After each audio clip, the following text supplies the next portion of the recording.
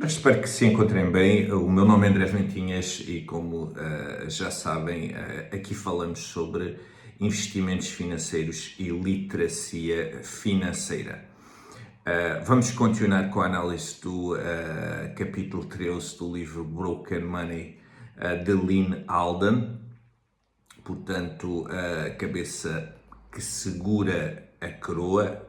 neste caso a cabeça mais pesada que segura a coroa, e se optarem por ver o vídeo até ao fim, que é sempre um grande desafio para estes temas, vou-vos responder qual o ETF em que eu investiria hoje, mas não da forma como investi há uns tempos atrás. Mantenho o mesmo ETF, mas não investiria desta forma, porque investir é um processo, nós cometemos erros com os investimentos e acho que são dois temas que merecem que vocês fiquem ligados depois da apresentação desta parte do capítulo 13. Portanto, pesada é a cabeça que usa a coroa, assim é que é o termo correto, e basicamente isto vem muito no sentido do Rise and Decline of Empires, ou seja, da queda e da ascensão dos impérios. Países que consomem mais do que produzem durante um período extenso estão em xeque. Países que produzem mais do que consomem vão estar mais confortáveis no futuro. Portanto, a história é o que nos diz, realmente países com economias, sobretudo de escala, mais equilibradas, mais avançadas, que os cidadãos tenham uma maior consciência, uma maior literacia, uma maior pedagogia, são países que conseguem dar a volta a situações mais complicadas e são países que, face à pedagogia, à informação, ao saber utilizar essa informação, à própria formação e educação, que são duas coisas diferentes. A educação vem de casa, a formação é aquilo que se aprende nas escolas, mas ambas fazem falta. São países que normalmente estão sempre um passo à frente dos outros. Quando um país corre persistentes déficits com um desencontro continuado entre o que produz e o que consome, está a ceder oportunidades a entidades externas, indivíduos, empresas, governos, que o podem usurpar e, portanto, este é um fenómeno que sucede tudo com economias que não têm a democracia, que estão mais vulneráveis, que se deixam realmente controlar e depois é mais difícil fazerem com que o país funcione de uma forma mais harmonizada e mais coerente. O que está em causa neste processo é a inovação, a escala e os produtos e os serviços. Faz toda a diferença na cadeia de valor e na balança comercial. Nós temos como exemplo, até nos últimos tempos, aquilo que tem vindo a ser o declínio dos próprios Estados Unidos. Ou seja, produtos, serviços, coisas palpáveis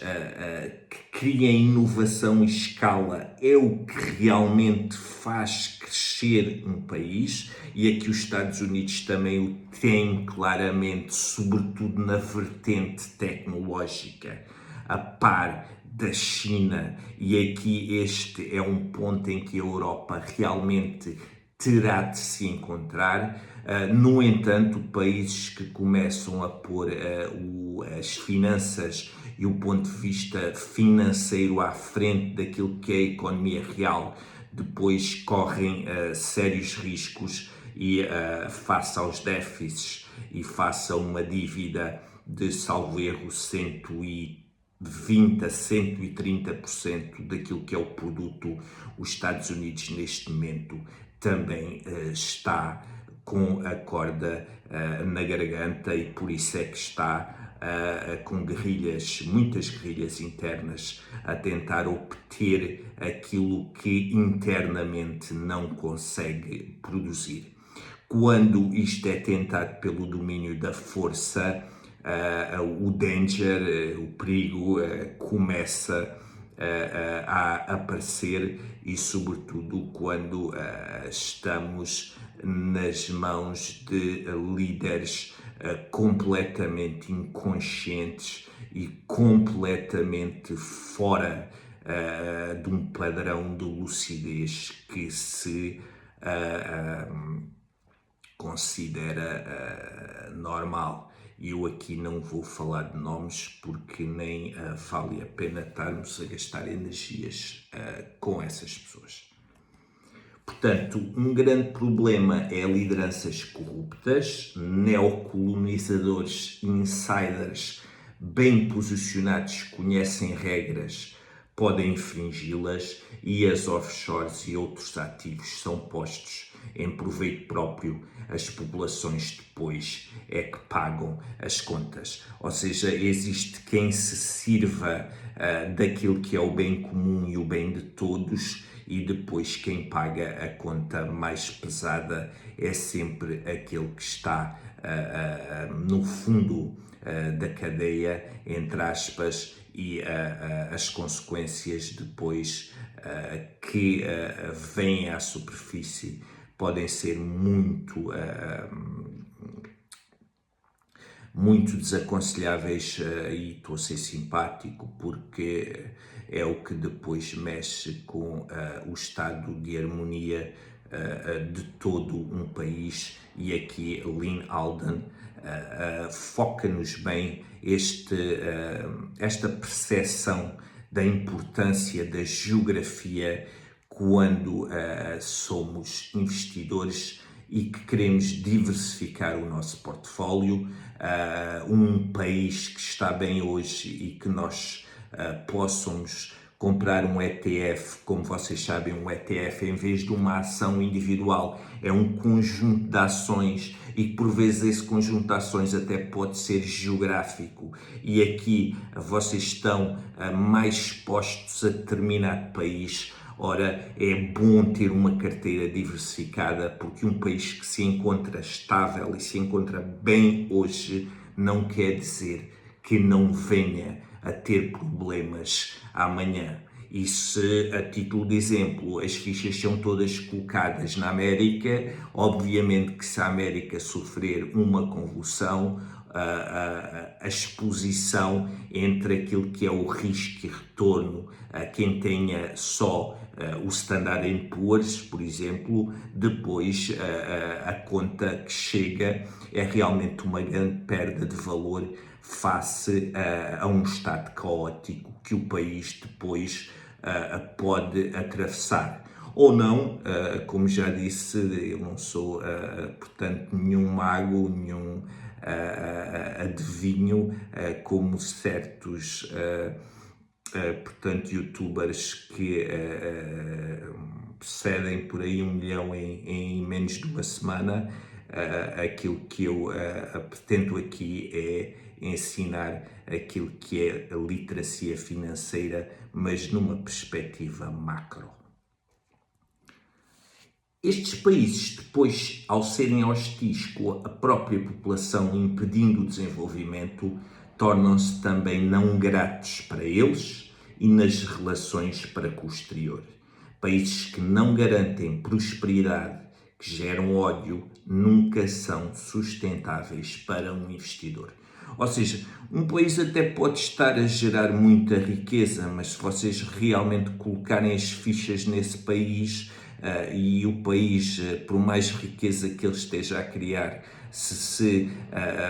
antecipa uma convulsão futura, de certo que até a própria população depois vai estar revoltada com essa situação. Acontecem por vezes intervenções até internas e convulsões internas que depois podem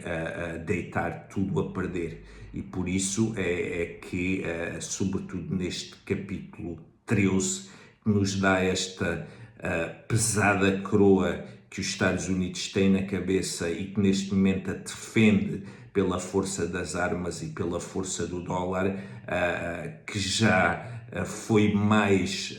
leve e aliviado o fardo dessa coroa. Essa coroa está cada vez mais pesada e aguentar por vezes esse barco não é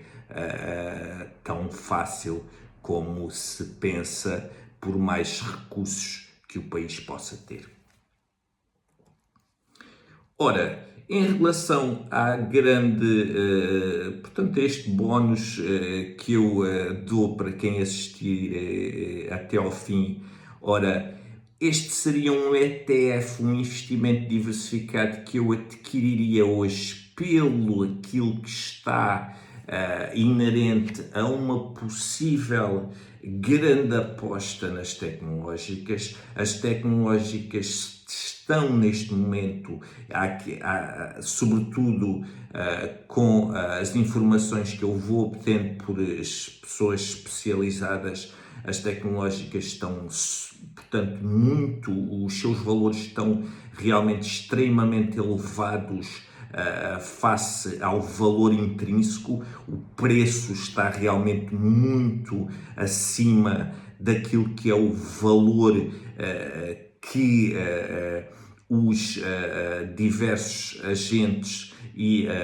especialistas dão a esse tipo de empresas, porque a IA ainda não nos deu horizontes de nos entregar um retorno ao nível do investimento que tem sido feito, e isto não quer dizer que eu não possa estar errado, mas sobretudo se investisse hoje num ETF, e para começar escolheria a corretora e escolheria o Vanguard FTSE All World High Dividend Yield Usage ETF USD, mas não escolheria Distributing. Eu continuo com portanto, com este ETF, porque foi dos meus primeiros e ele já, portanto, teve um retorno algo apetecível, mas teria um retorno mais significativo se, em vez de ter Distributing, eu tivesse Accumulating. Portanto, um ETF Distributing é um ETF que distribui os dividendos do próprio ETF para o acionista. Se for Accumulating, ele não distribui esses dividendos, mas reinveste no próprio ETF. E isto a nível fiscal é muito importante, porque um ETF que seja accumulating é um ETF que não paga imposto. Ele, ao repassar os ganhos para o próprio ETF, ele depois não coloca dividendos fora, e eu sobre este ETF pago os dividendos cerca de 28% a 30% para o Estado, e é o valor que realmente me é cobrado, porque é o valor que está na legislação, e pago com o máximo, digamos que, sentido de responsabilidade. Mas se fosse há uns tempos atrás, sabendo o que sei hoje, isso é o que todos queremos, eu, em vez de Distributing, adquiriria, portanto, Accumulating. Em relação a esta siglazinha, o CITS, é muito importante vocês verificarem, porque o CITS ETF é um ETF que está na regulação europeia e, portanto, está com aquilo que são os princípios regulatórios da União Europeia. E este tipo de ETFs, mesmo que vocês tenham um ETF que esteja só com ações estrangeiras, nem é preciso ser ações nacionais ou europeias, é um ETF que, com esta sigla, é um ETF que está à norma e com o padrão regulatório da União Europeia. E neste sentido, a nível fiscal, dá-vos melhor proteção. Passando,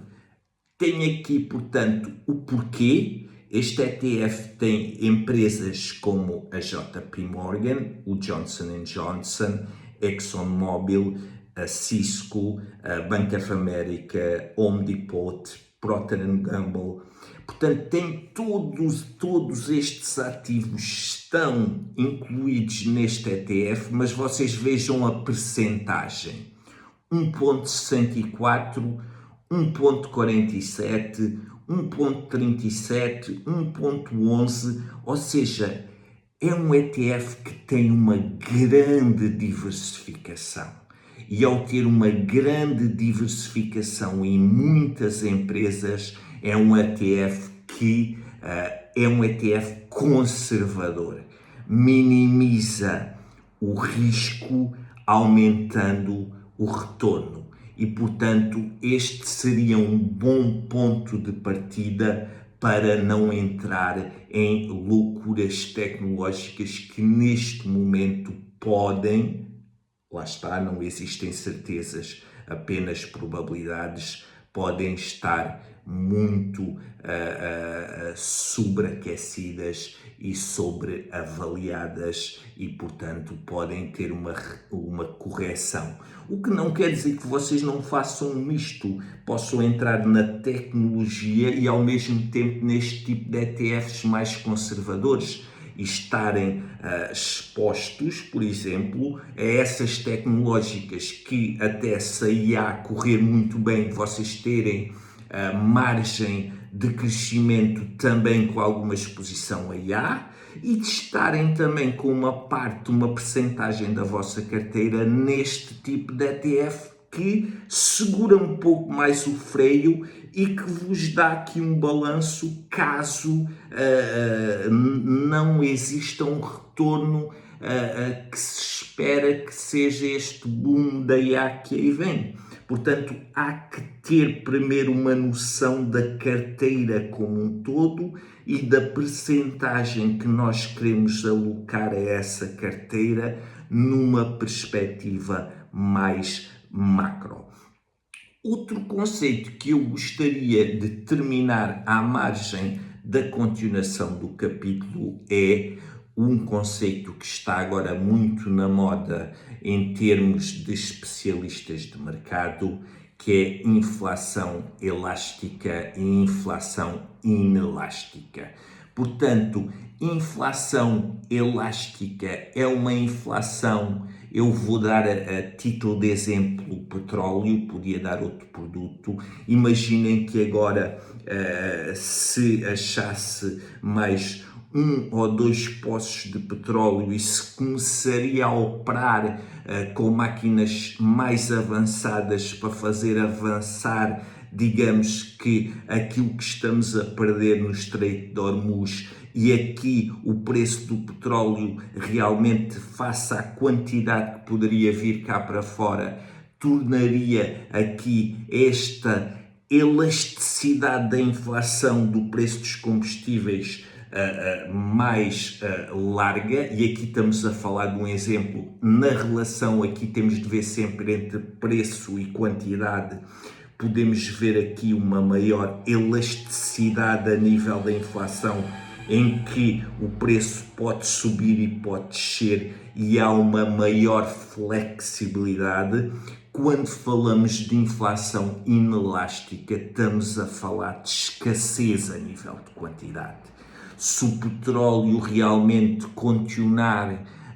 um embargo no Estreito, se ainda forem apartados outros locais que não estão a ser, e se forem impactados por fenómenos naturais,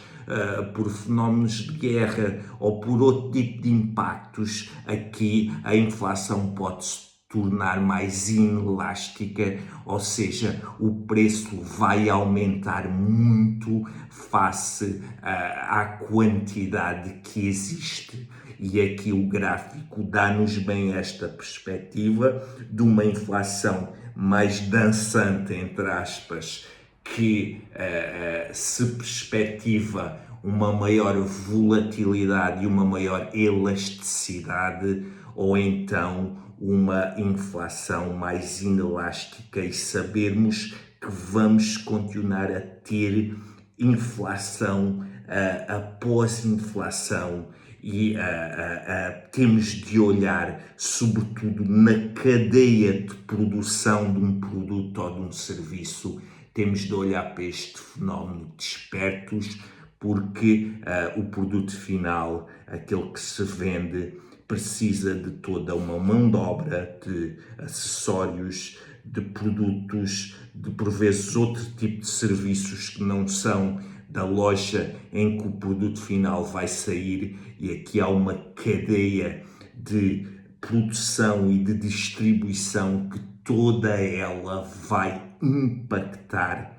o preço daquilo que é a nossa ação, ou o nosso ETF, ou aquilo que nós vamos querer comprar. Portanto, estes são conceitos que eu acho chaves para que um investidor possa fazer uma melhor avaliação de adquirir ou não, no campo de decisão, uma empresa ou um ETF. Vemo-nos na próxima sessão e espero que evoluam neste campo daquilo que é literacia financeira, porque todos nós precisamos de dar passos para estar mais atentos neste campo. Até à próxima!